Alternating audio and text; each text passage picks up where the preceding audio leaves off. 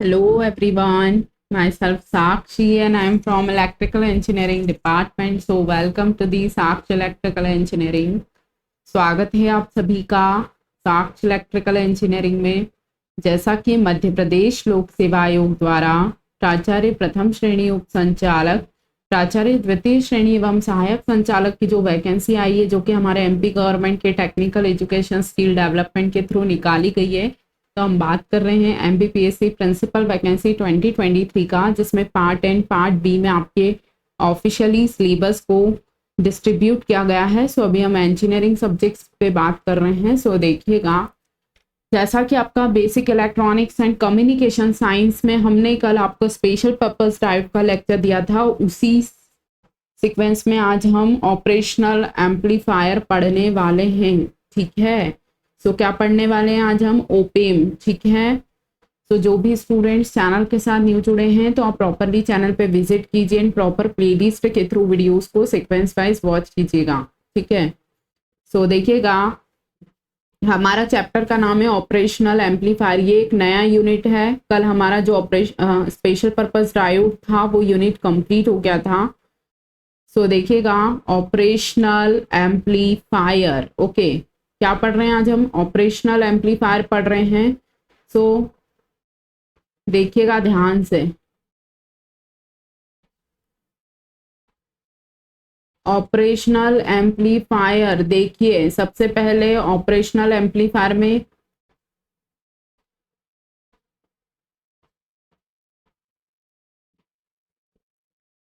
Multi terminal electronic device होता है। जो ऑपरेशनल एम्पलीफायर होता है वो क्या होता है? मल्टी टर्मिनल इलेक्ट्रॉनिक डिवाइस होता है। क्या क्या एम्पलीफाई करता है? एसी और डीसी दोनों को एम्पलीफाई करता है।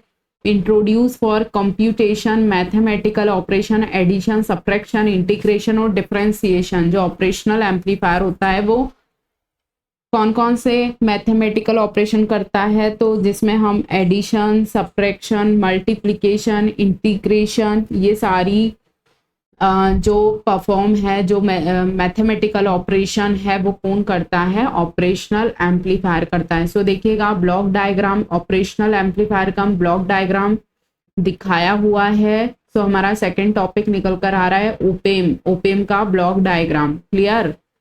सो देखिएगा क्या है, इनपुट स्टेज है, इंटरमीडिएट स्टेज है, लेवल शिफ्टिंग स्टेज है और फाइनल हमारा आउटपुट स्टेज है। एग्जामिनर आपसे पूछ लेंगे कि ऑपरेशनल एम्पलीफायर का इनपुट स्टेज कौन सा होता है, तो आप क्या बोलेंगे? ड्यूल इनपुट होता है एंड बैलेंस्ड आउटपुट होता है। डिफरेंशियल एम्पलीफायर जो होता है इनपुट स्टेज होता है और ये dual input and balanced output होता है। इंटरमीडिएट स्टेज कौन सी होती है? ये भी एक डिफरेंशियल एम्पलीफायर होता है। कौन सा होता है? Dual input and unbalanced output. फिर लेवल शिफ्टिंग स्टेज देखिए, इसमें emitter follower, level shifting stage, emitter follower और आउटपुट स्टेज में क्या होता है? फुल पुश एम्पलीफायर होता है। और फुल पुश एम्पलीफायर कौन सा एम्पलीफायर होता है? क्लास बी एम्पलीफायर होता है। आपसे एग्जामिनर पूछ लेंगे कि फुल पुश एम्पलीफायर कौन से क्लास का एम्पलीफायर होता है, तो क्लास बी होता है।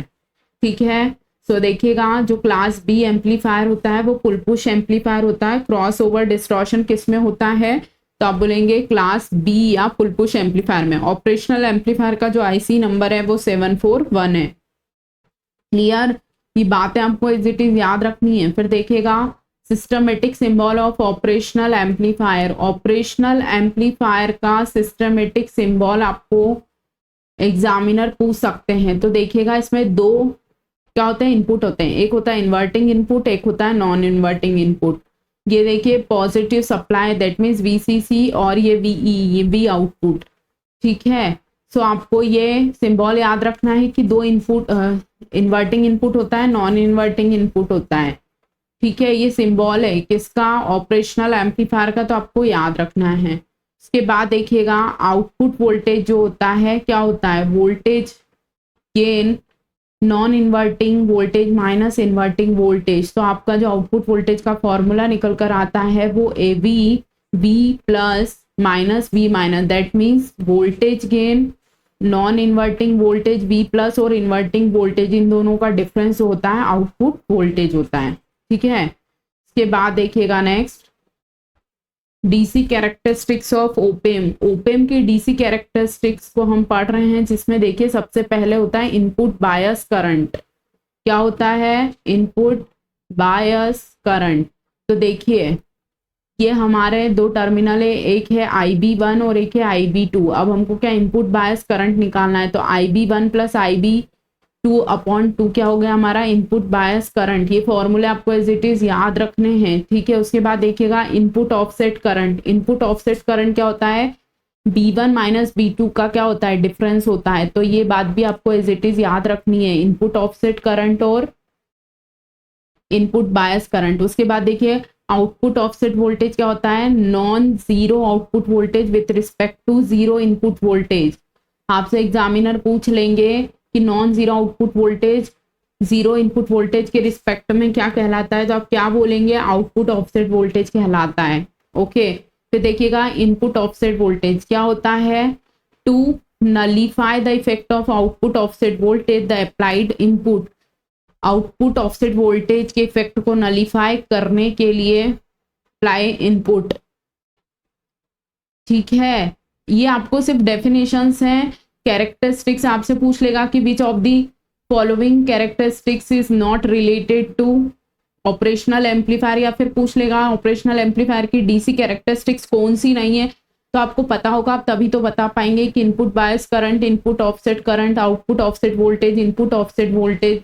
थर्मल ड्रिफ्ट क्या होता है? देखिए IB and I not offset voltage changes with temperature. AC characteristics of op-amp. अब देखिए वो डीसी कैरेक्टरिस्टिक्स थी, अब हम पढ़ रहे हैं एसी कैरेक्टरिस्टिक्स। ओपेम की एसी कैरेक्टरिस्टिक्स कौन कौन सी होती है? Slew rate, very very important.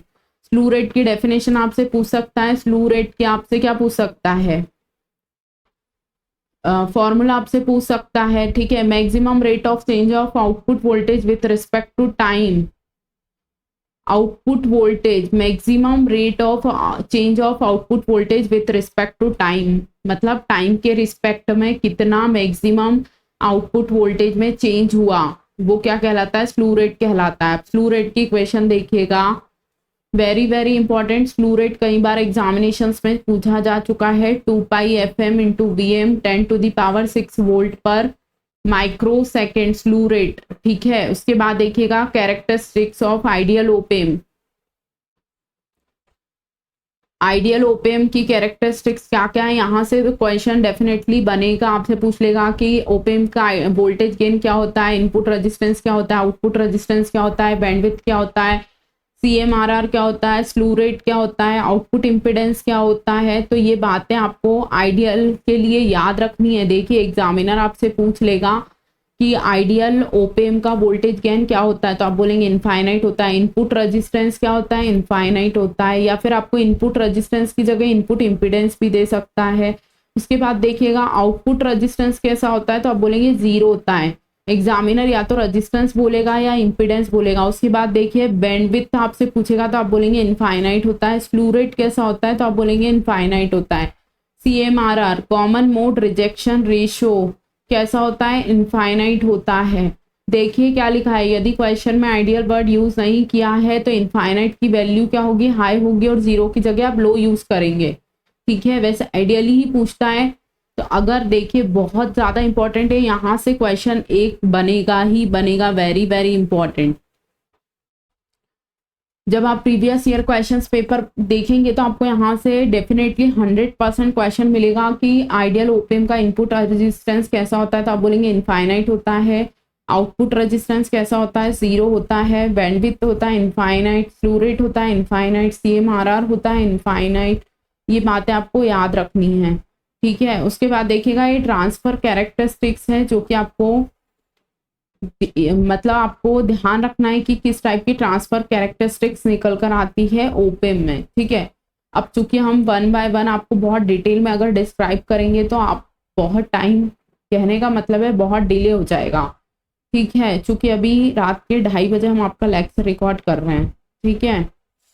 सो देखिएगा operational amplifier can only amplify the microvolt range of input signal. Operational amplifier जो होता है वो माइक्रोवोल्ट के रेंज ही इनपुट सिग्नल को क्या करता है, एम्पलीफाई कर पाता है। इस बात को आपको याद रखना है। ऑपरेशनल एम्पलीफायर किस रेंज के इनपुट वोल्ट सिग्नल को एम्पलीफाई करता है, माइक्रोवोल्ट के। क्लियर। फिर देखिएगा concept of virtual ground. Virtual ground का कॉन्सेप्ट क्या होता है, ये पॉजिटिव टर्मिनल है, सॉरी ये नेगेटिव टर्मिनल, ये पॉजिटिव वी आउटपुट। देखिए for ideal operational amplifier voltage gain क्या होता है, इनफाइनाइट होता है। Voltage gain V out upon V inverting input और non inverting input, that means infinite. तो ये देखिए क्या होता है, पॉजिटिव वोल्टेज और नेगेटिव वोल्टेज इक्वल हो जाता है। कहने का मतलब है कि इन दोनों का जो डिफरेंस है वो जीरो के इक्वल होना चाहिए। ठीक है, तो ये क्या होता है, हमारा कॉन्सेप्ट ऑफ वर्चुअल ग्राउंड होता है। उसके बाद इन्वर्टिंग ओपेम, देखिए ये आपको पहचानने को आता है, यहाँ से फॉर्मूला पूछा जाता है आपको। ये हमारा नेगेटिव टर्मिनल है, ये पॉजिटिव टर्मिनल है, ये R1 है, ये RF है। RF that means feedback resistance. तो आपसे एग्जामिनर क्या पूछ लेंगे, आपसे examiner V output upon V in या फिर वोल्टेज गेन का फॉर्मूला पूछ लेंगे। ठीक है, तो output voltage upon input voltage equal to minus RF upon R1। ये फॉर्मूला आपको याद रखना है। किसके लिए है ये, इन्वर्टिंग इनपुट के लिए। एग्जामिनर डायरेक्ट क्वेश्चन पूछेंगे आपसे, वोल्टेज गेन का फॉर्मूला बताइए इन्वर्टिंग ओपेम के लिए। नॉन इन्वर्टिंग ओपेम के लिए भी फॉर्मूला निकल कर आता है। ये देखिए, अब आपको इसको पहचानना आना चाहिए। इन्वर्टिंग इनपुट का आपको पता होना चाहिए कि फीडबैक कहाँ लगा होता है, R1 कहाँ लगा होता है, इन्वर्टिंग और नॉन इन्वर्टिंग में क्या डिफरेंस है वो देखिए।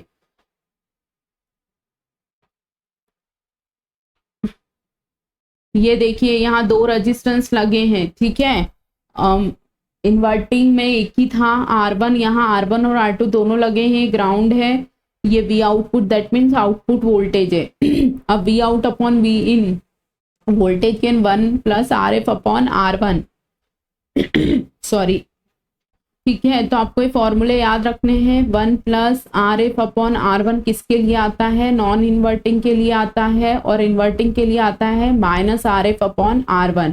उसके बाद देखिएगा समिंग एम्पलीफायर, जिसे हम समिंग एम्पलीफायर में आपका जो आउटपुट वोल्टेज का मान होता है वो क्या निकल कर आता है, minus RF V1 upon R1 plus V2 upon R2 plus V3 upon R3। Clear, ये R1 R2 R3 और ये इसका क्या है, फीडबैक रेजिस्टेंस है। ये V1 V2 V3 और V आउट है।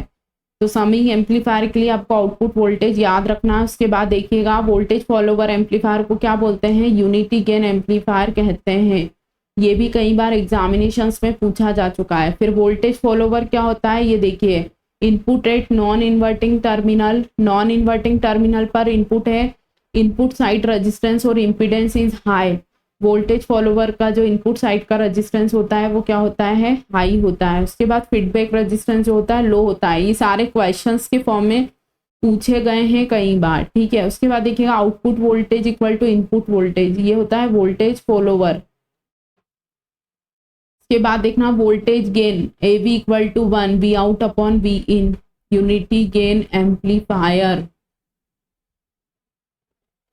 वोल्टेज फॉलोवर एम्पलीफायर किसको बोलते हैं, तो आप बोलेंगे यूनिटी गेन एम्पलीफायर को। ठीक है, ये बिल्कुल टॉपिक आपको निचोड़ दिया जा रहा है, लेकिन जब हम डिटेल में पढ़ते हैं तो पहले बहुत बेसिक से इसको समझना पड़ता है, तब जाके सारे पॉइंट्स निकल कर आते हैं। क्योंकि अभी आपके एग्जामिनेशंस में टाइम बहुत कम बचा है, इसलिए आपको टू द पॉइंट बातें दी जा रही हैं। ठीक है, फिर देखिएगा इंटीग्रेटर बाय ओपेम, ये डायग्राम आपको पूछा जाएगा क्या कि इंटीग्रेटर ओपेम में फीडबैक एलिमेंट कौन सा होता है। तो देखिए ये क्या है, फीडबैक एलिमेंट, चिल्ला चिल्लो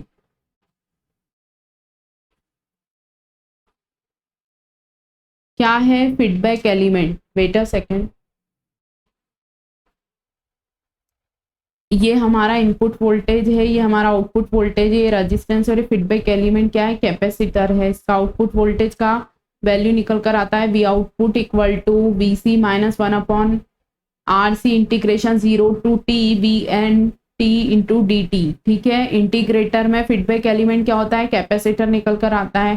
फिर देखिएगा डिफरेंशिएटर में फीडबैक एलिमेंट क्या निकल कर आता है, रेजिस्टेंस। ये क्वेश्चन पूछे जा चुके हैं, बातें याद रखनी बिल्कुल आपको।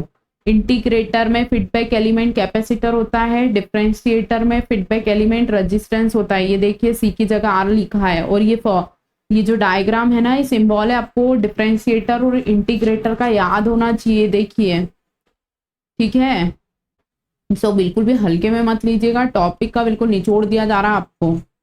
अब ये भी नहीं पढ़ेंगे तो आप फिर पढ़िएगा ही मत, क्योंकि इनमें से कुछ भी छोड़ना नहीं है आपको। टू द पॉइंट बातें आपको बताई जा रही है, ठीक है। ये फॉर्मूला आपको याद रखना है, V out equal to minus R into C D by D T V in into T, ठीक है। अब देखिए लॉगरिथमिक एम्पलीफायर निकल कर आता है जिसमें फीडबैक एलिमेंट डायोड और ट्रांजिस्टर होता है, ठीक है। इसके बाद डायोड के लिए आउटपुट वोल्टेज की वैल्यू ये होती है, और बीजेटी के लिए आउटपुट वोल्टेज की फॉर्मूला ये होता है। किस केस में? लॉगरिथमिक एम्पलीफायर में। फिर देखिए एंटी लॉग एम्पलीफायर में फीडबैक एलिमेंट रेजिस्टेंस होता है डायोड, और बीजेटी के लिए आपको क्या याद रखना है? फॉर्मूला याद रखना है।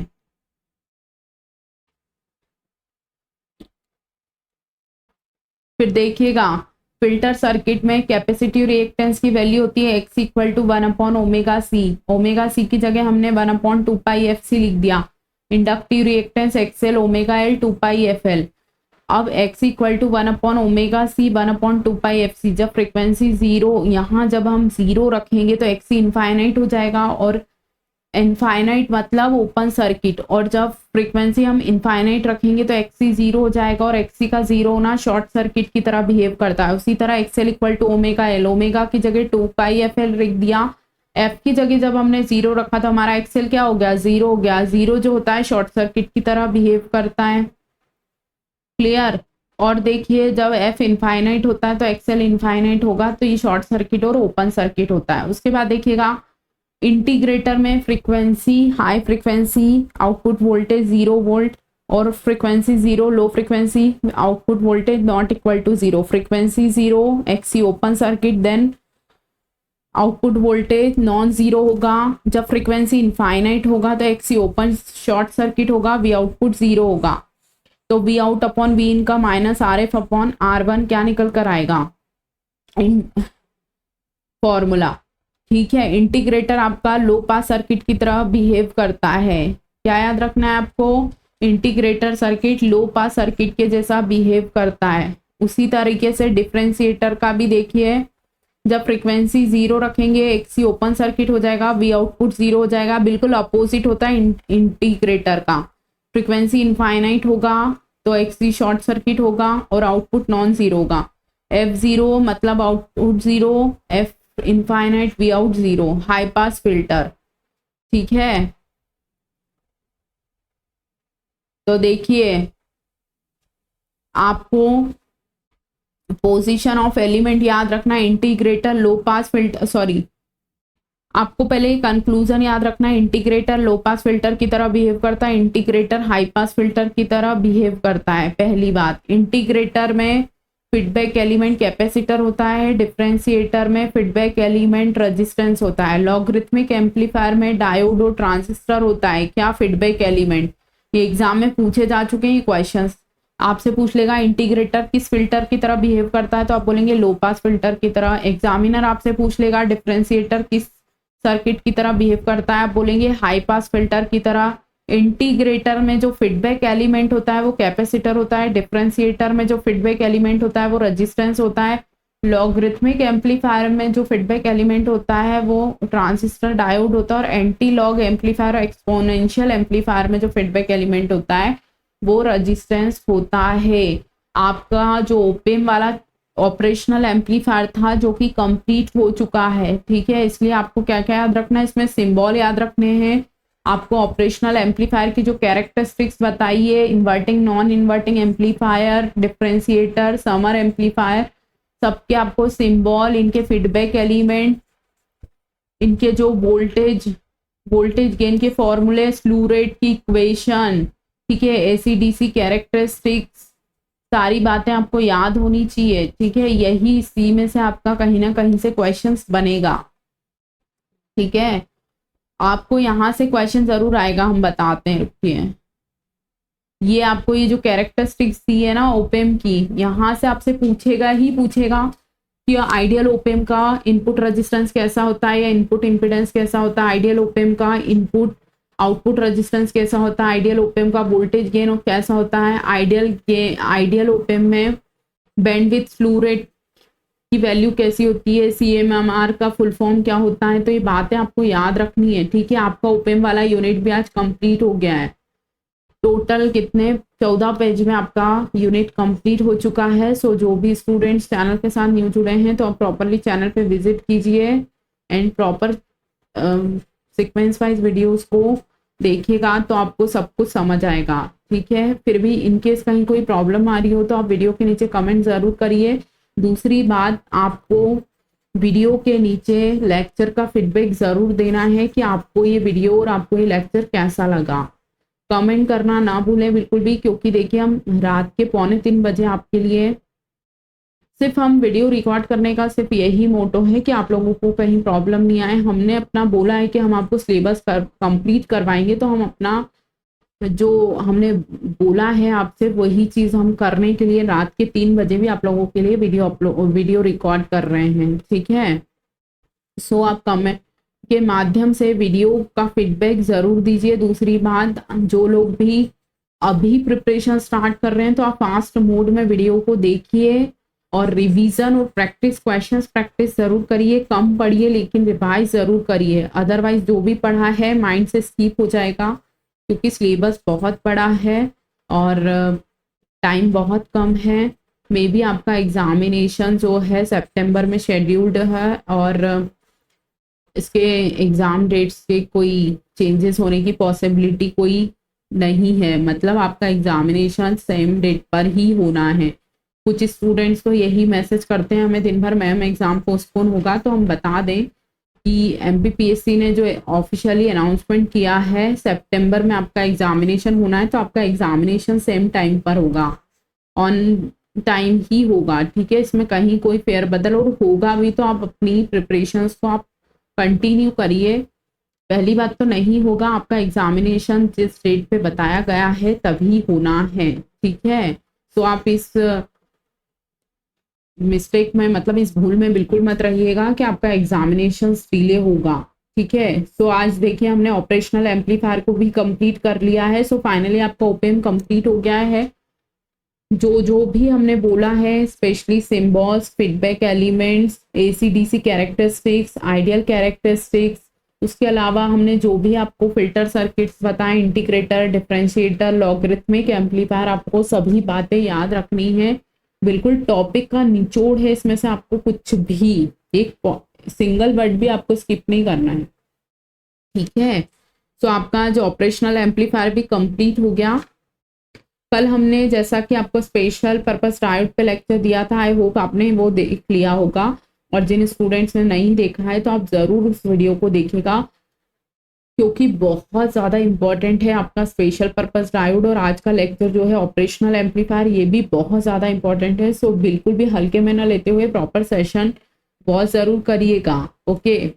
और वीडियो के नीचे कमेंट करना ना भूलें।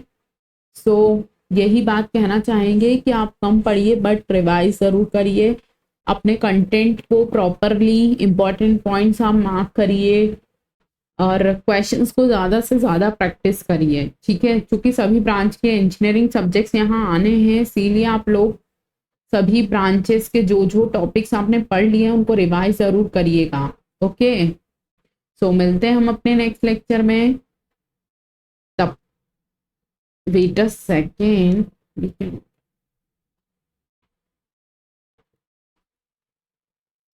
सो फाइनली हमारा लेक्चर कंप्लीट हुआ। सो मिलते हैं हम अपने नेक्स्ट लेक्चर में, तब तक के लिए thank you students, have a good day, good night.